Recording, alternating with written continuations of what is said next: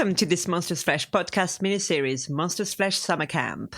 Bring your marshmallows and your sleeping bag as we huddle around the campfire to discuss some of the sweatiest and most bloodthirsty summer horrors. Hi, I'm Clelia, one of your camp counselors. Hi, I'm Meg, one of the other camp counselors. And in this miniseries, we are diving into our summer of screams. And today, we find ourselves stranded in the woods and stalked by an axe-wielding madman.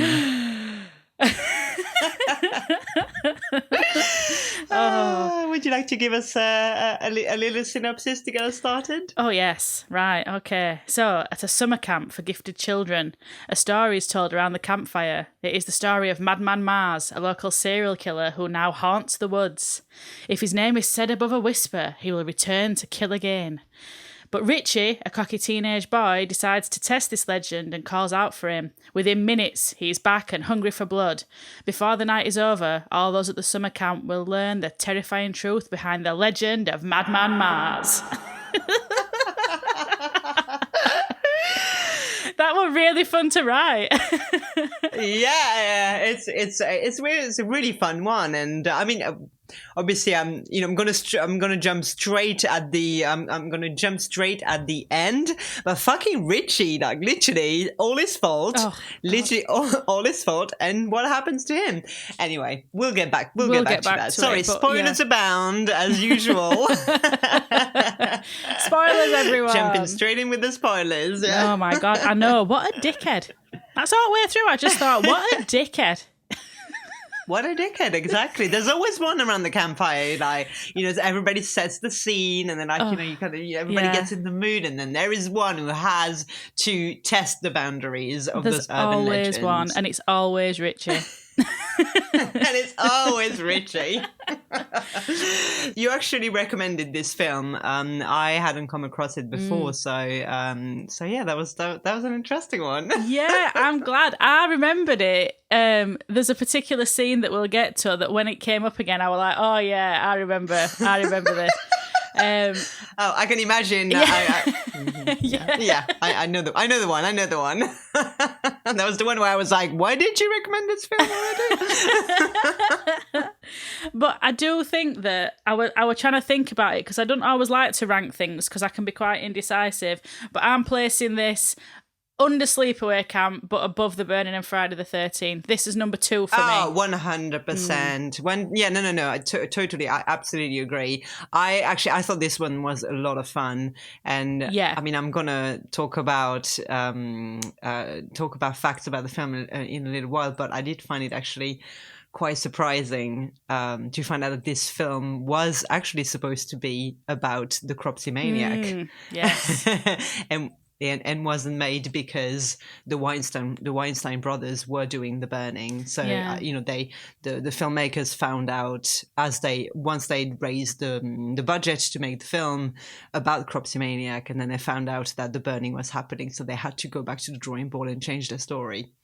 I think for the better. I think it did him a favour, to be honest. Yeah, absolutely. Because there's only so much you can really get out of Cropsey, really.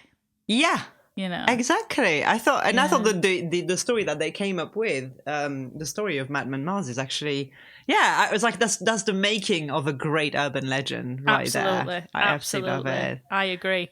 But go on then, dazzle us with your production details. I always love this bit, Clelia. Okay, so the film was released in 1981, written and directed by Joe Giannone, I'm going to say, I'm not sure how you pronounce it, or Giannone, and produced by his friend Gary Sales. They were both first-time feature filmmakers who had met in college. So when, as I just said, when they set out to make the movie back in 1979 is when they decided to make the movie, and they were inspired by the success of films like Tobe Hooper's Texas Chainsaw Massacre, John Carpenter's Halloween, and Wes Craven's The Last House on the Left, and The Hills of Eyes had recently enjoyed a huge success at the box office, and it made it clear to them that horror was the genre they needed to delve into. And obviously your first episode was about Friday the 13th, and same that not long come out. It was a massive hit soon after, solidifying the idea that horror was definitely the way to go. As I said, the film was originally based on the upstate New York urban legend of the Cropsymaniac, and because Joe and Gary are from New York, they grew up listening to that story, and they really wanted to make a story about this. So it took them several months and a lot of pitching to potential investors, but they eventually gathered enough funds to make their movie a reality, with Joe writing and directing and self-producing. Then, as the production start date approached, the filmmakers hit a major snag. The brothers named Weinstein, fellow New Yorkers who had also heard of the Cropsey tale, were making their own... Meg is going, boo! in the background. They were making their own slashers movie based on Cropsey, entitled The Burning, which we covered last week, which we destroyed last week. So, yeah, which we eviscerated. So let's put it that way, no? Yeah, exactly. In our books, this is going to be better one.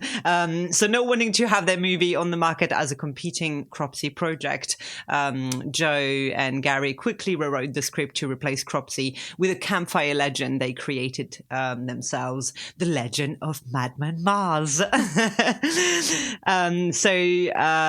The film features actor, singer, and expert fisherman Tony Fish Nunziata, who is TP in the film, and we will talk a lot more about him. I have so many questions, Meg. I have so many questions about this guy. And his fashion choices, to say the least. And of course, the film is famous for Galen Ross playing Betsy, although she's here credited as Alexis Dublin. But obviously, Galen Ross is renowned, of course, for her role in George Romero's 1978 film Dawn of the Dead. And one little fact that I find really interesting, and I think would have made a film very, very different, is that when they were casting the movie, Janone and Sales had hoped to land Vincent Price for the role of Max, the older camp, the camp owner, but they abandoned the idea since they just didn't have the budget for it, to pay Vincent Price. So the role went to the unknown Carl Fredericks instead, and although Fredericks only had one other acting credit to his name, I think he does very well in making the character likable and grandfatherly. And also abandoning everyone to their fate, by the way. Oh, that would have been such a good film with Vincent Price in. Right? Oh, I think it would have been amazing. I think especially him telling that story, that story at the beginning of the film, I think that would have, set the scene perfectly. But there we go. Could not afford the fee. No. And, that's the universe's way of saying this is how it's meant to be. And I do think he did a very good job. But I will say that one note that I had for every scene he were in is, why is he standing so close to everybody? He's got no personal space. He's no personal space. He's talking to people directly into the mouth at every point. Yeah. He's like... Yeah, you can taste his breath, really. That's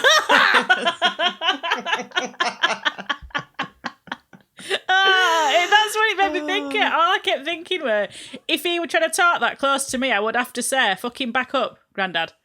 Yeah, exactly. Yeah, Grandad, just take a step back, please. Coming at you, smelling like Werther's Originals and fags. Just breathing it straight into your mouth.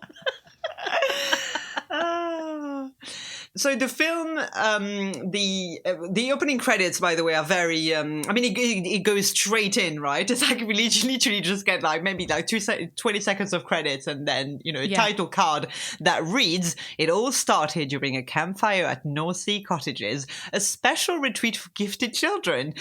Yeah, then it cuts to the campfire scene, and I swear to God, they're all 35-year-old adults around campfires, and where are the children?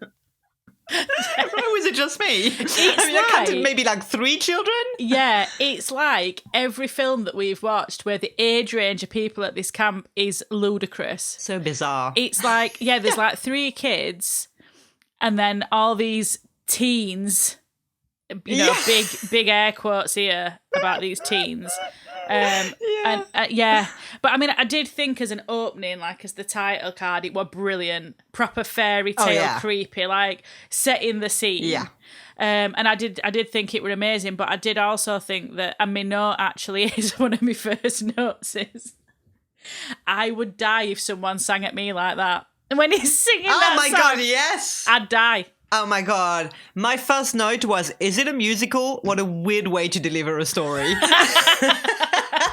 That would just take me out of the moment. I'm like, are you trying to like scare us or make us dance around the fire? How are we having is this a ritual? Is there going to be a sacrifice at the end? I don't know. It's just bizarre. Honestly, my fear in life is someone singing at me like that. Yeah.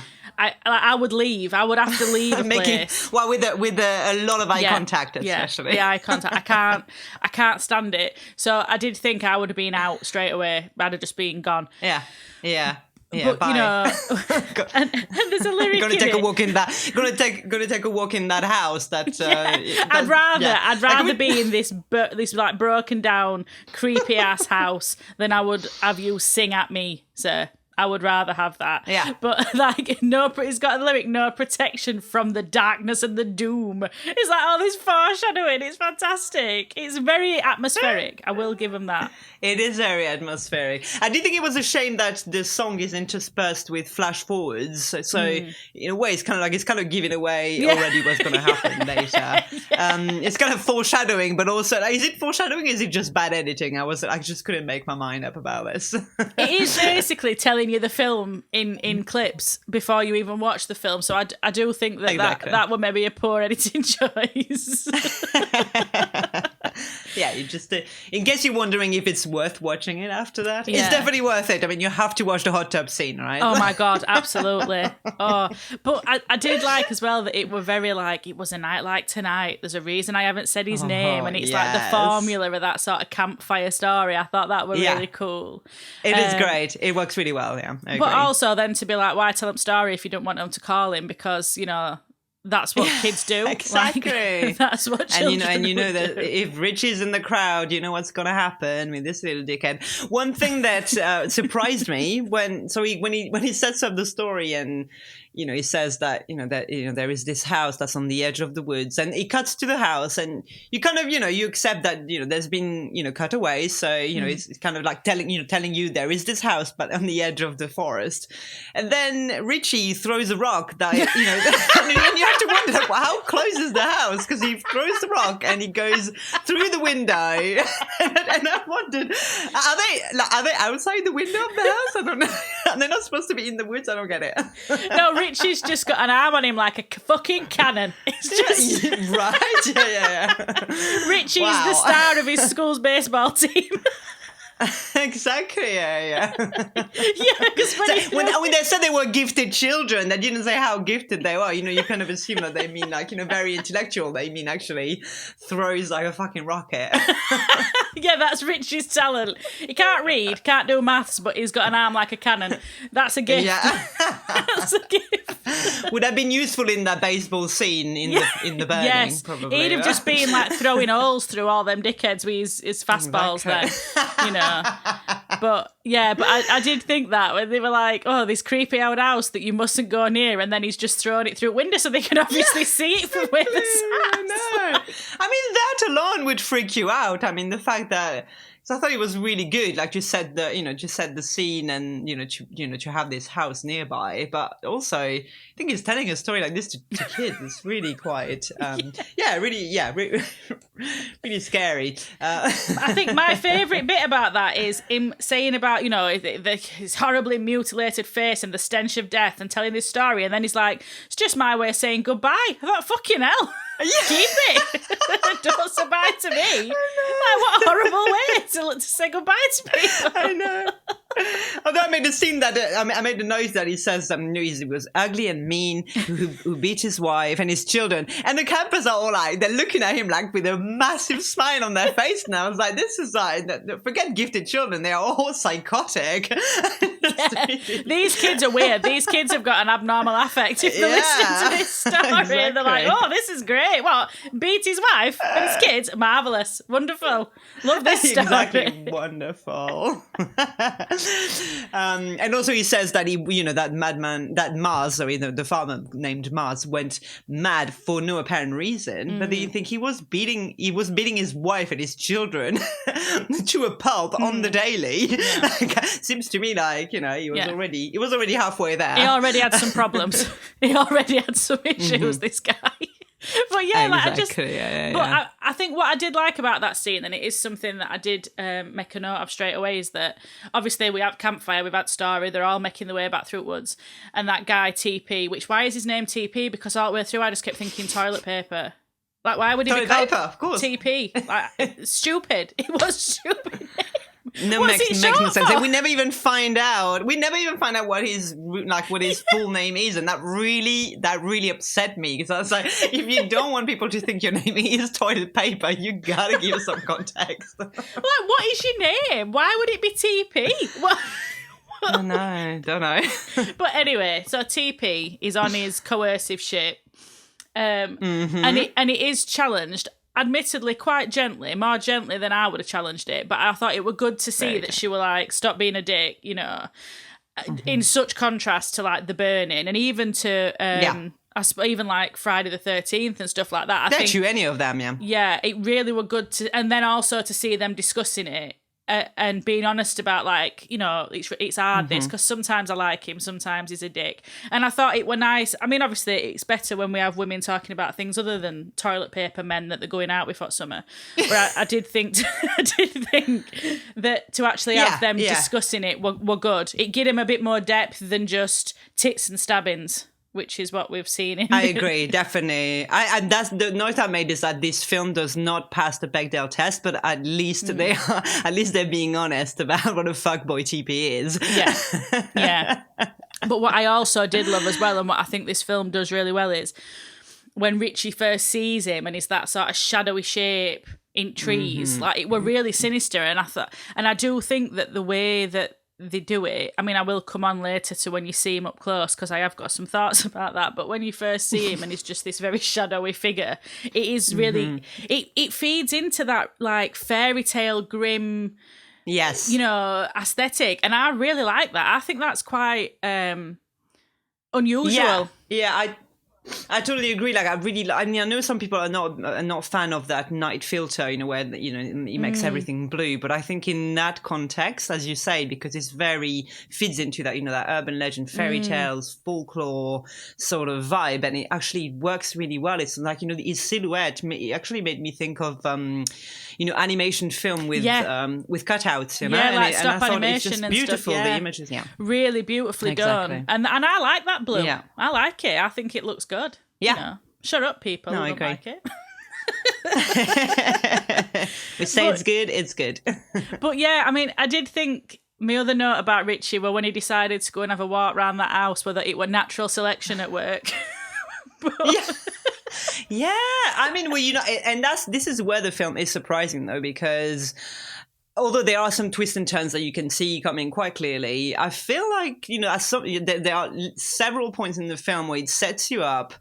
You know, when Richie goes and one's in the house, you think, that's it, you're going to be the first one to go, you know, as I said, natural selection and all this. But, you know, that's not what happens. And there are a few points in the film where you really expect it to go a certain way, and it doesn't at all. Including the ending, which kind of, you know, did disappoint me a little bit in some respect.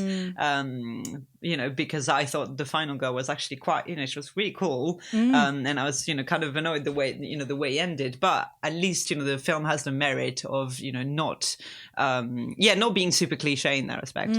Absolutely. And you know, I just think even, you know, my note next were Chekhov's axe. Because obviously we know that this axe is going to be significant. Yeah, but even that I absolutely. like. Even like the tropes that they use in it, I like. Because, you know, people watch slashers and they know, oh, here we go going, oh, don't say I'll be right back. You know, we all know these tropes. But I think there's a real... you can enjoy them when you recognise them. In this, it don't feel like cliche. It feels like they know what they're doing. It's like a bit of a sort of like a wise nod to it, isn't it? It's like we know that this exactly. Yeah. A little heads up, and I did really like the whole setup with the axe. I thought that was exactly like you know what it's going to be used for. But I think he was brilliant, and that shot of him. You know, when you see both of them struggling to get it out because they have that bet, haven't they? To, you know, if anybody can take it out of the tree trunk, and then later with one single-handedly remove that axe from the tree stump. It's really it's a cool. powerful image. I suppose, and it goes back to that idea because it's quite. I suppose this is different as well in that is supernatural, like is something that is supernatural. So which I think's a nice change from the human killer that you see in Friday the 13th and things like that. It adds a different sort of level to it. We also get more of this wise old owl who's running this camp, who's just a philosopher walking around telling everybody, if you love her, set her free. Oh my God. I love that you said that, because literally one of my notes is this guy is like a wise old owl. So we thought exactly the same. Great I put a little owl emoji next to it. Great minds think alike. And we're like, yeah, what is he doing? Like dispensing this life advice? Oh, if you love her, set her free. A caged bird never sings. Whatever he's saying, I don't know. Just coming out with such an stuff. eccentric. I really like it. In a way, I feel like he would have been really useful to have around. I feel like someone like he could have, had an exchange with with Mars. Yeah. I feel like he's the one who understands him. Could have had a philosophical debate about the merits of returning for bloodshed. Could have really. But what I do like about this as well is at least the killing starts early. We're not waiting for a third act job here. Absolutely. It starts early. Oh God. Getting on with it. It starts early, and it's really, I like that. I mean, slashing someone with your nails. I think that's really. I think that's a good. I mean, I don't know. Is it? Are they nails? Are they claws? I don't know. It's never clear. It's never clear exactly. I mean, but anyway, that's kind of very creative use of one's hand. Yes, I did think that, and I also liked the very Hammer horror of like the blood trickling down the wall in the basement. Yeah. It was very like Hammer horror-y. I think aesthetically I just really, really loved it. I just liked the vibe. I liked what they were doing. I enjoyed it. So, I was going to say, DPs he gets maybe 20 seconds of screen time, he's there just to be like, oh, he's getting smashed on JD. and I wrote, he's probably going to be the first victim. And 2 seconds later, called it. And it's done. And then the film takes a completely different direction for a little while, right? Unusual. I think unusual. It is fair to say that, when it came up again, I remembered that it was this film that had the jacuzzi scene. And then I was like, I remember messaging. Yeah, I remember first time I watched it, messaging my partner going, what the fuck am I? You weren't even watching it with me. What the fuck is this? Like, there's a 15-minute jacuzzi scene. I don't know what they're doing. They're just sort of circling each other in this jacuzzi. Just like, la, la, la, music's going. With literally the worst, song. I mean, my note was, has this turned into a soft porn movie? Yeah. It has got that vibe. I don't know. I mean, you see him taking his monographed belt off, which is the foulest item of clothing. Oh, the belt! Actually, there's nothing sexier than a man called TP who proudly wears his initials on his belt. It's so disgusting. A belt buckle, sorry, not even on his belt, on a belt buckle, specially made buckle. But also, I was thinking, what sort of summer camp has this weird, sauna-esque wooden jacuzzi in it? That's a weird addition. That's strange. Yeah, I think the kids are not going to use that, right? Surely, that's just. Especially when the camp counselors are clearly having sex in it. God, it's like soup. Sanitary. That is a human soup. Oh, don't. Exactly.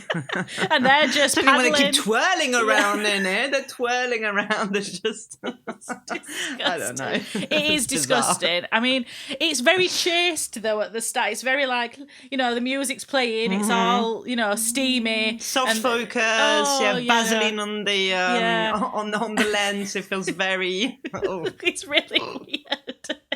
It's really weird. I'll read you my notes for this section. I said, "Is this a soft porn movie?" Ad shot. Ew. What are they doing? Twirling and twirling in the hot tub. This scene is so long and uncomfortable. Yeah. Puking emoji, puking emoji, puking emoji, puking emoji. And then, oh, thank God, Madman Mars, please end this. Because Madman Mars is all of a sudden, Mars is there looking through the little window at them. And you think he's obviously going to use this opportunity. I mean, they are at their most vulnerable. They're both naked. They clearly their attention is not on what's going on outside. You think he'd use this opportunity, but no, just like this little creep in the just a perv, yeah, just a perv, just peeping, just looking. And then he's like, "They're not doing out good in here. I'm going to go and do something else. There's naught to see. Off I go. Let them carry on with a weird Enya spinning around." In this human suit. Yeah, this is too weird even for me. But yeah, and then we've got the woman playing a recorder by herself in the woods. Oh yeah. Sorry. Oh my God. Sorry. Yeah, I forgot. I think I blocked that out of my mind because it was just so surreal. I mean, they really went for the fairy tale surrealist vibe because it's just really like a little elf in the forest, just there playing her recorder, la la la la la la, in the middle of the night. Fucking Mr. Tumnus coming along. You made that point about Friday the 13th, and how people in those films have no fear, and that's the most ridiculous things about those films, that those people have no fear. And again, is in that film, you just think, why? Like, even if there aren't, even if there isn't a mad killer roaming the woods, there are other things that you should be aware of at least, right? Bears, wolves, maybe coyotes. I don't know where this wood is. Snakes, spiders. I mean, the TP. list. Yeah, TP. The list goes on. The list goes on and on. But then I did think some of the dialogue in this film is incredible, not for good reasons. Mm-hmm. Like the next bit we've got is, and I wrote it down because I couldn't believe, "Great fire, Bill." Bill responds, "Who said there's no beauty in destruction?" My note, "Fucking philosophers here, fucking weirdos. You could beat that idiot up, no problem." Because then he goes, "I'm going to go and see." It's like, come on, Bill. You can set a fire. All right, well. Yeah. I mean, you could just be always scared of Bill. Bill's going on and on about all this, the beauty in destruction, the hypnotism of the flame. Imagine saying that in a bar fight. I mean, I did write, this is like a Tory party sleepaway camp. A load of rich people talking and saying no. That's what it is. Mm-hmm, absolutely. Bunch of dickheads, honestly. It's just really funny though, like the way they all listen to him, and I just don't know. It's just funny, like the whole scene again. Another scene that's completely bizarre. Yes, absolutely. Oh yeah, and then also we've got this woman who doubts her own eyes that she's seeing Madman Mars, but then there's the woman who, and we know I'm not good with names, the one who screams all the time. The one with curly hair. Yeah, and she's like. Yeah. Great moon tonight. Yeah, great moon tonight. What stimulating conversation. Again, this idea that this is a camp for gifted children. Who's gifted here? And who's just somehow here for no other reason? We've got philosophers on one hand talking about beauty and destruction, and then we've got others going, moon's big, isn't it? Great moon moon's tonight. Massive.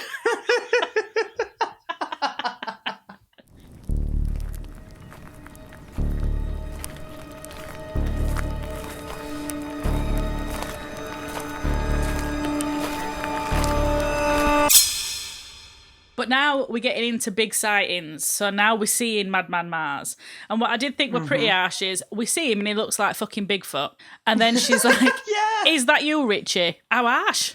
How harsh on Richie? Rude.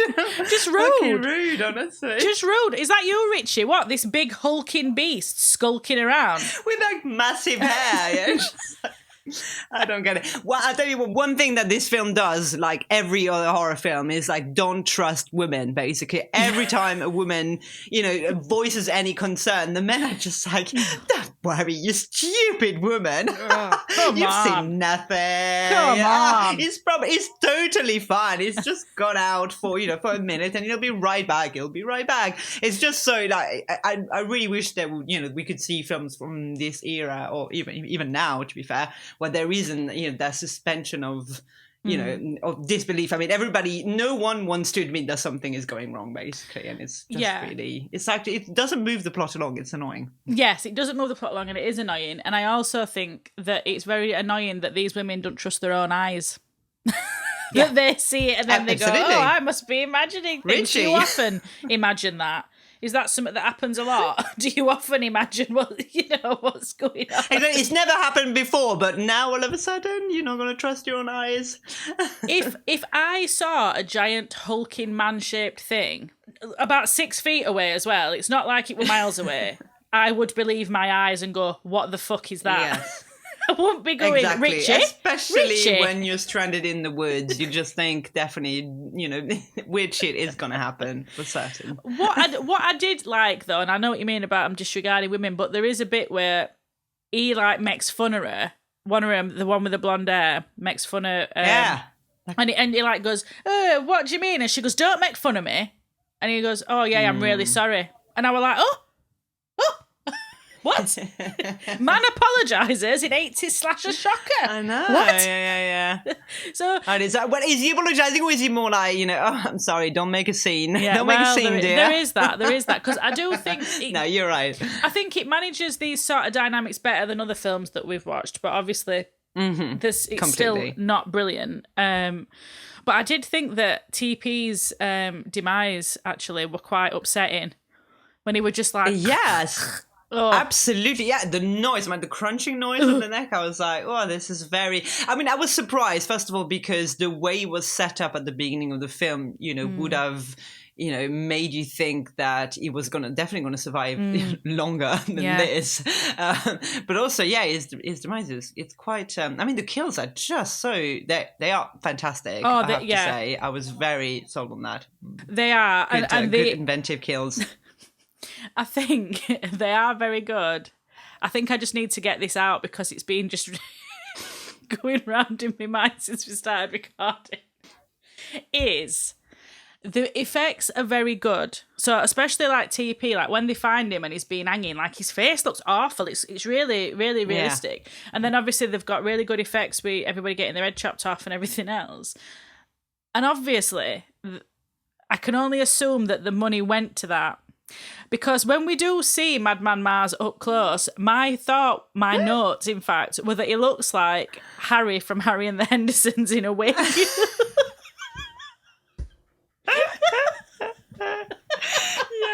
Yeah. When you actually see his face, a mix of that and Bigfoot, I totally agree. When you see his face up close, I'm like, oh, fucking hell, we should have kept him in shadow. That's what we should have done. Yeah, exactly, because I'm not really sure what they were going for. I mean, it's not like he looks neither human nor animal. Yeah. Do you know what I mean? It's a bizarre mix that you're like, what? I mean, he's supposed to be a farmer, so he's got, it's fair enough that he's going to look a bit gruff, but it just doesn't. He's weird. He's like part and he's supposed to have taken the Hendersons. Yeah, exactly. Isn't he supposed to have taken an axe to the head as well? As they said when they lynched him, they hung him, and then for good measure, to make sure put an axe through his face. Yeah, exactly. So I think it would have been a better design if you still had the the blade in. Would have been and he's got his overalls on and stuff, and he's checked farmer shirts. I think still quite, but bare enormous paws, bare feet. Oh my god, yeah. They really are. I mean, you don't know where the finger stops and where the nail begins. That's what got me. That's what that first kill, I was like, whoa, impressive. What am I looking at? But I like him. I need him around to make a slice of meat or something. But I do think that Stacey, see, I've made a note because I remember her name, because I think she, the one who was Mr. Tumnus playing Ricardo in Woods, she is not very nice to Betsy. I don't think. Yes. She's very not like other girls. I'm not like other girls, Betsy. I'm going to go out and do something. You stay here. I'm going to go out and play the flute. Yeah, I'm going to go and play the flute in the woods, and then I'm going to go out and look for TP because you're too scared to. And I was like, fuck you, Stacey. Don't be a cow. So she weren't very nice, I didn't think. But then, obviously, she has to take a Madman Mars medicine. Exactly, she meets that terrible ending. Well, and again, in this idea that this is a camp for gifted kids, when she finds Dave, blonde Dave, I remember. And she goes, Dave, are you hurt? She can't see that his fucking head's missing. She can't see that his head's gone. I mean, it's fair enough to say the children are gifted, but the adults, not so much. Yeah, the camp counsellors are not gifted. It was not a requirement that you had to be gifted to it, because she just goes, Dave, are you all right? And lifts him up, and his head's gone. It's like, you couldn't have seen that from your vantage point. That his head were missing. Where his head should be, there was only air. Had you not noticed that? Still. But, She's probably going to go into TP being like, why are you swinging from a tree right now? yeah, TP, Now's what you not the doing? time. Get down from there, TP. You're going to hurt your neck. But yeah, I do think that, I mean, then we have all the tropes, you know, she can't get car to work, flashlight don't work, we've got all this stuff. But I do think, I mean, I know you've said already, like, the kills are very good and they're quite innovative, because I don't think that I've ever seen anybody getting their head lopped off with a car bonnet. Decapitated by a car bonnet, I think it's really quite... Yes. I mean, the strength of his feet. Of his feet, exactly, yeah. That's quite a jump here. Madman Mars has kept his agility. He's kept his agility. I was going to say, yes. Madman Mars needs to be in the Olympics, because that's quite something. I do like it when, you know, later on they find, you know, the last couple standing are, you know, find a head in the hood, and it's really, I think it's really, I mean, his reaction is really quite, you know, it's really quite funny. He seems to, you know, he opens it and the girl is like, what's going on? And he's like, nothing. But it's also like, why are you screaming like that? Somebody's chopped her head off. Like, she's useless with curly hair. She's just screaming. She sees him and screams. It's like, why would you do that? She's just screaming her head off all the time. And I'm like, if people are being like decapitated by someone, maybe quietness is key at this point. Maybe be a little quiet. Although I did like the fact that she hides in the refrigerator. I was kind of like, that is, you know, that's, you know, I was... For horror films, I was kind of like, this is quite... She has a moment of brilliance there. Although it doesn't last very long, obviously. Yes, but I also have to say that I find that the least believable part of this film, because clearly I saw those public information films telling you not to get in exactly. fridges. How do you get out? You can't get out, you suffocate. She'd have suffocated Can't get out, in there. Exactly. Madman Mars wouldn't have even had to get to her, because I remember them films. All them kids playing in you know, tips, because that's what kids did in 90s. Young people. You don't realise how lucky you've got it. Kids played in tips and they got in fridges and they suffocated and they made public information films. We've all heard that story. It was the thing that gets me with that is it was such a common problem that they had to make public information films. Exactly, yeah.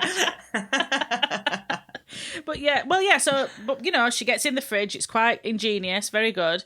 And then she gets out, which is, you know, artistic license, because we know that's not the case. But then this is after she's locked that door with that tiny little latch.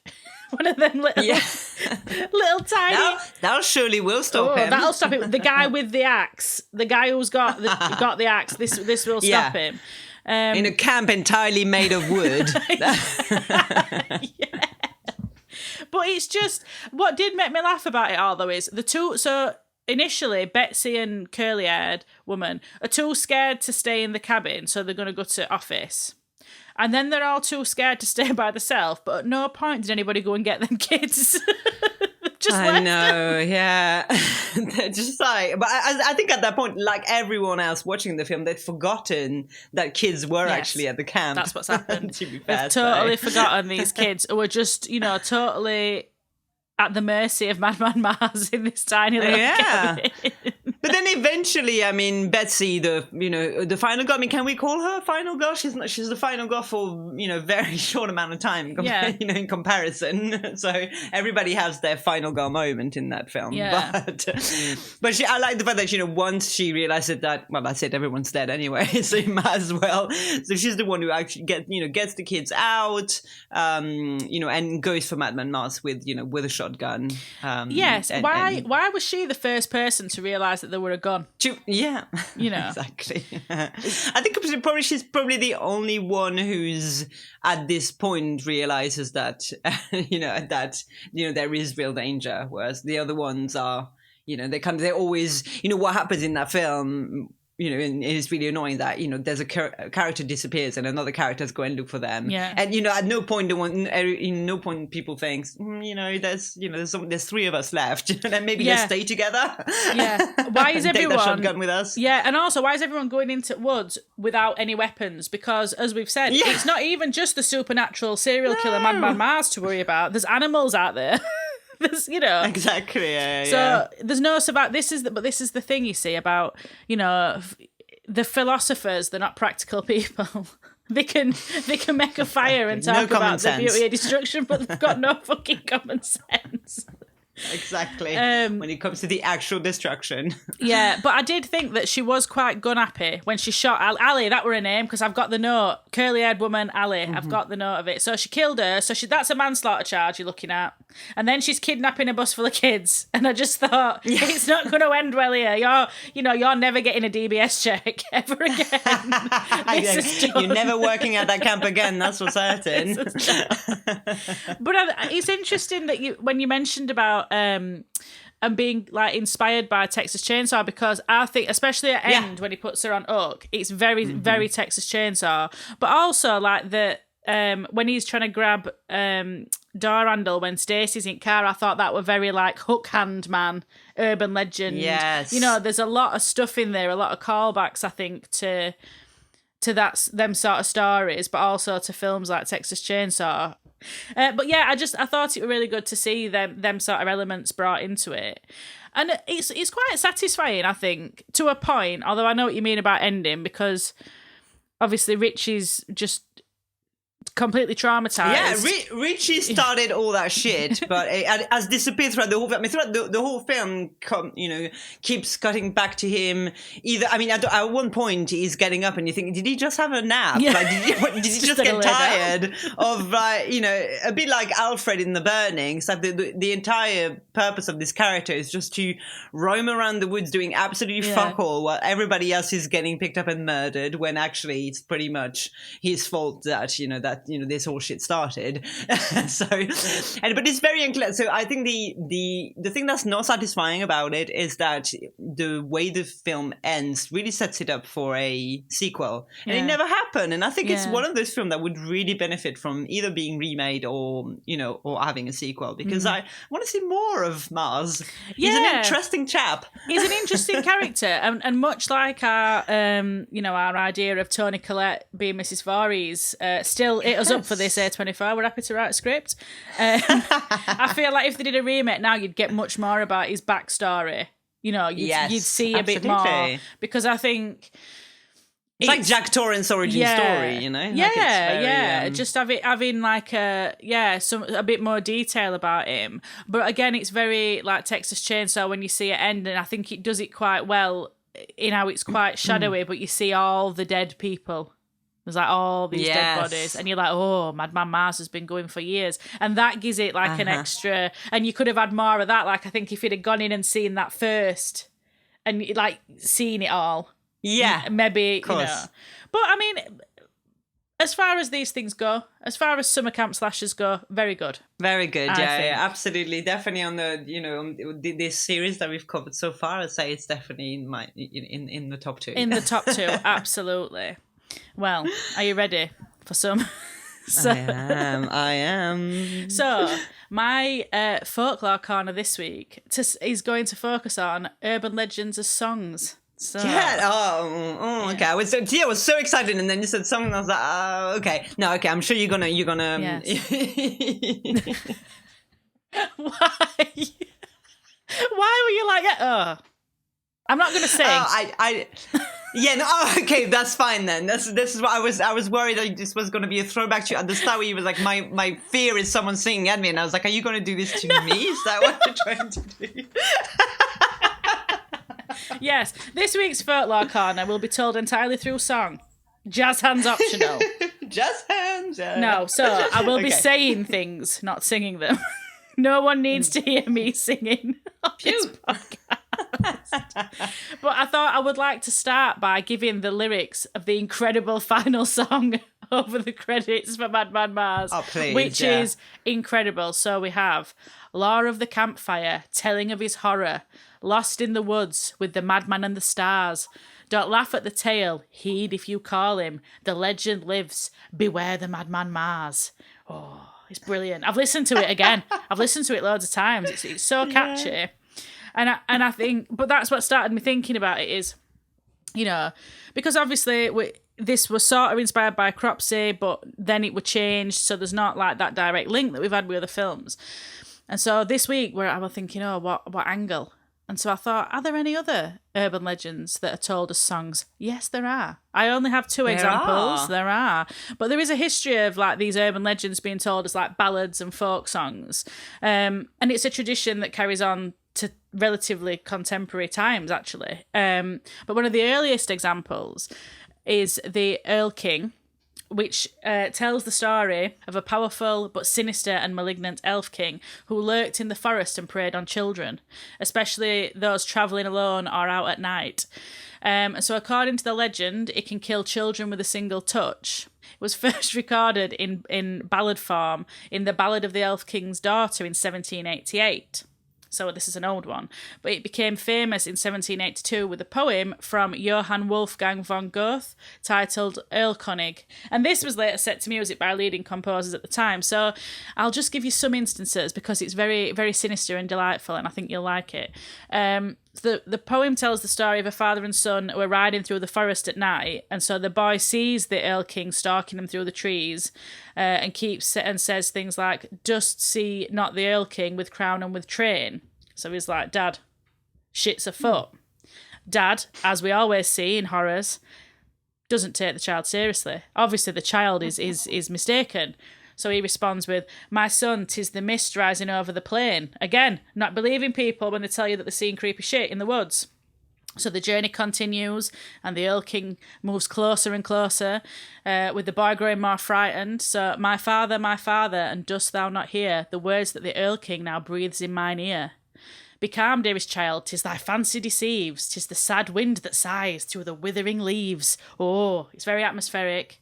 But the Elf King will not be denied in quite a weird, I think, I'll see what you think, quite a weird sort of perhaps Weinstein-esque approach to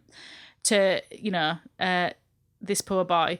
So this leads to the tragic end of the ballad. So, "I love thee, I'm charmed by thy beauty, dear boy, and if thou art unwilling, then force I'll employ." Ooh, very yeah, creepy. My father, he seizes me fast, full sorely the Erl King has hurt me at last."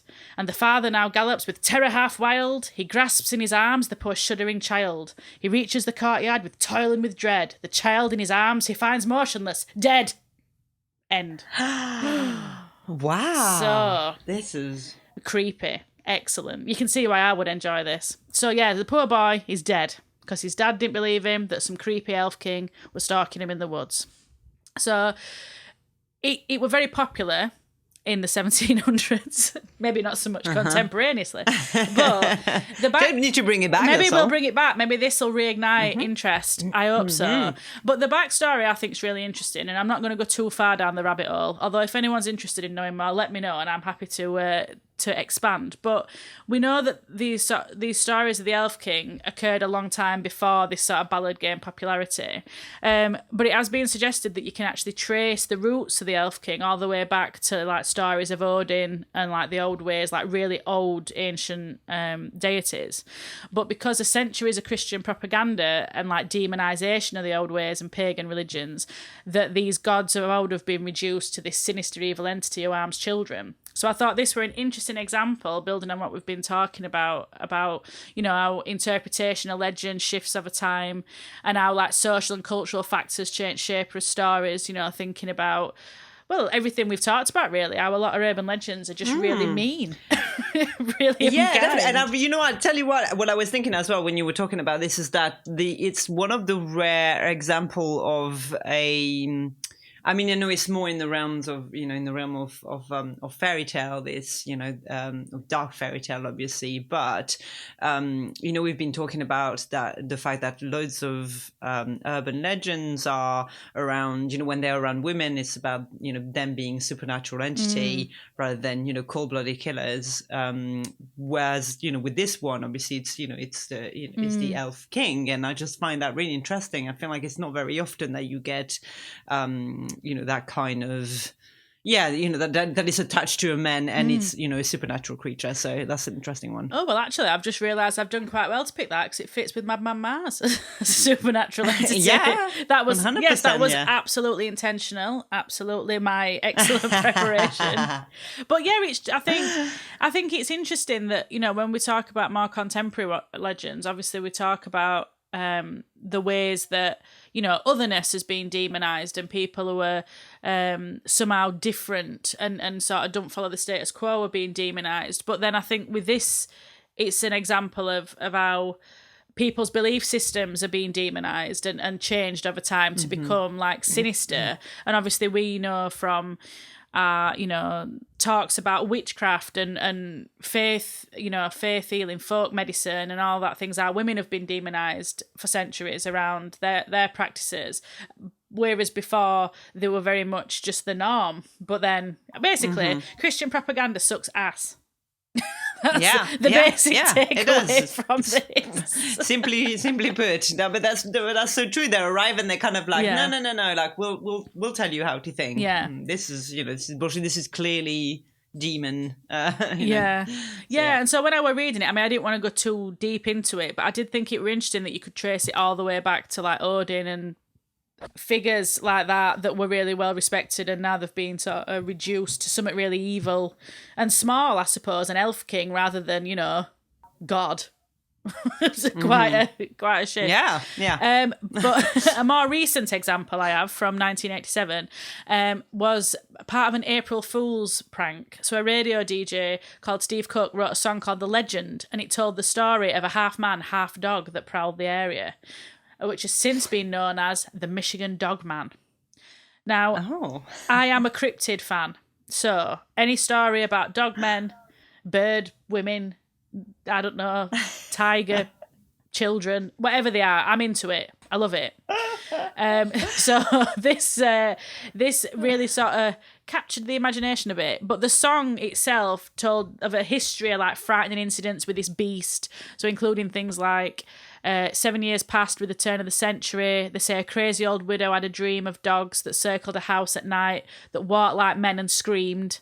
And in 1957, a man of the cloth found claw marks on an old church door. The newspaper said they're made by a dog. It stood at 7'4". So it was like building this idea about all these incidents over history, and that they came sort of every 7 years. That were part of his. He wanted to build the interest in it. So it was like every 7 years this dog man comes, and but he'd made this song up. This is what Steve Cook said. So this song ends with, he didn't wear shoes because he didn't have feet, and he walked on just 2 paws. So far this year, no stories have appeared. Have the dogmen gone away? Have they disappeared?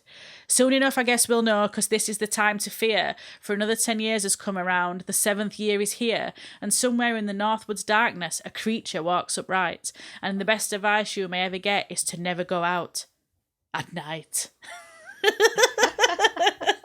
So he really set it up as like 1987 is the year the Dogman's back, thinking it were going to be this big April Fool's thing and people were going to be like interested in it. And what actually happened is loads of people started phoning in, telling about their own experiences with the Dogman. So we were like, shit. Oh shit, I thought I'd made this up. And, idea were just to sort of tantalise his listeners and, like, get them sort of thinking, oh, that's creepy. Yeah. And then people were like, oh, yeah, I've seen the dog man. It happened to me and, whatever. And he were like, it turns out that... What? Yeah, I know, it's really mad. He says, I mean, I think, he must have heard some stories and just not remembered he'd heard them, because... Yeah, he'd sure. basically accidentally written a song that tapped into centuries of stories, dating back to stories from indigenous tribes about dogmen, reported stories going back as far as 1800s and things like that, really, a lot of stories. But... yeah, there's still like numerous stories. The Dogman sightings, I found one from 2007. You know, people are still reporting it. There's a video which I watched, and normally with these videos, I'm just like, oh yeah, all right, and I was like, it really freaked me out from like 70s, and you know, so it's. Yeah, so they were my stories about urban legends as songs. So I hope that's great. Yeah. I mean, it just I think that's the last example. It really it really shows our collective consciousness, or rather, runs much deeper than, when you say this person thought that they invented that that law, but actually, as you said, it's probably stories that he'd heard and forgotten about. But it's these tales, these legends and stuff, it gets stored inside of us, and it's almost like he manifests itself in lots of weird and wonderful ways. And the fact that lots of people are then come forward and said, yeah, I know the dog man. I mean, to me, the idea of a dog man sounds actually amazing, because I just I think I'm thinking of a big fluffy dog, and I'm kind of like, well, that sounds all right. I mean, to me, I totally agree, and I think that's the power of less scary than a man. Yeah, that is the power of the urban legend and like folklore and myth, is that even if you don't know you've heard it, that you've obviously come into contact with it, and it's like being absorbed into your psyche in a way, and that's why it's powerful, and that's why I think it it matters. But yeah, I think the idea of the dogman, I don't think it's like a Pomeranian. I think it's No, yeah, no, I guess, but I'll make it my own urban legend. My urban legend is a fluffy, nice dog man. Exactly, it's a half Samoyed, half man, and I'm good with that. But yes, so beware the dog man, everyone. They'll be due back around again in a couple of years if we're going by the years that end in 7 rule, so prepare yourself. But what about recommendations then? What recommendations do we have this time, Clelia? So I have only a couple, starting with if people want to find out more about Madman Mars and the production, because actually I think that is quite a labor of love, actually, from the filmmakers and the team. So there's a great documentary about the making of on YouTube, and I would really invite people to watch this, because for the simple fact actually that Joe Janone and Gary Sells seem come across like just like really incredible people, actually. So that made me love the film even more. My other recommendation is a really cheesy one from the same year called Don't Go in the Woods by director James Bryan, and it's available on YouTube, and it's great for some cheesy, gory fun. I mean, it is absolutely ridiculous, but if you want another slasher from that era, then go for that one. It's fun. And my last one is The House That Jack Built by Von Trier, which is a lot more serious, obviously, but given the fact that Madman Mars doesn't really have an origin story there in this in this film, I thought it's quite interesting to look at a film that looks at the depiction of a serial killer, and this one is absolutely, I mean, it's so disturbing, but yeah, I kind of really enjoyed it. What about you? I've not seen The House That Jack Built, but it did come up on my list when I were looking for films like Madman Mars, so I might give that one a watch. But yeah, definitely that documentary sounds amazing. And Don't Go Into the Woods came up as well, so if it's on YouTube, I'll be giving it a watch. I had Hatchet, and there are many sequels to Hatchet as well, one of which I have seen. So a similar thing, a guy lurking in a swamp with a big hatchet. So I think if you like Madman Mars, you like an axe, you're going to enjoy. I also had The Mutilator, which I have seen and very much enjoyed, although not without its problems. And there's also hooks in that, people getting put on hooks. So if that's your bag. And the last one that I had film-wise was Wolf Creek, which I have only seen once, and it freaked me out and made me feel really sick. But obviously that's got the slightly different because it's Australia, so it's not quite as woodsy. But yes, I would recommend that to people if you like to feel a bit weird and gross and maybe a bit sick. Try Wolf I'm going to go back and watch that, actually. That's but exactly how I want to feel. If people are interested in Dogman, Dogmen. Linda Godfrey is a brilliant author for this. So there's The Beast of Bray Road, which tells the story of the Beast of Bray Road. I mean, it's pretty self-explanatory in the title. But she's also got a book called American Monsters, which I'm currently working my way through, which tells of all the monsters that lurk in the Americas. So that's if people want some book recommendations. And then finally, on YouTube, there is a brilliant recording of the Erlkönig from Franz Schubert, with music by Franz Schubert. But the reason why I'm recommending it is because it's got the stop animation. It's got this really cool stop animation video that goes along with it. So if you like the idea of the Elf King, I would recommend that. Yes. Yeah, deliciously creepy. I love it. YouTube should be sponsoring this podcast, by the way, at this point, because all our recommendations are for your YouTube. Exactly. We are simple people, and we like to make things, available to everyone. Yes. But yeah, really looking forward to getting your list of your reading list and recommendation for this, because that was really so interesting. So much stuff that I haven't heard about, and I'm really looking forward to delve into. So thank you again. Yes, and we will see you for our final episode then. Next time. Can't final believe episode it. next week. Yeah. And we're covering Fear Street 1978 in the next one. So if you haven't seen the trilogy, it is available on Netflix. So or if you haven't seen them before, go back and watch them. They're just a delight, personally, I think. Yes. But we'll talk more about this next week. Yes. See you then, everyone. Thanks for listening to Monsters Flesh Summer Camp. Please join us next time as we continue our Summer of Screams. You can find out more about us via our website, monstersflesh.co.uk, where you can find out more about our research for each episode, buy our wonderful merch, and see our upcoming events. We'd love to hear from you as usual, either via our email or social media channels. Also, please rate and review wherever you listen to podcasts, and help us spread our spooky word by telling your friends about Monsters Flesh. And until next time, creep it weird, everyone.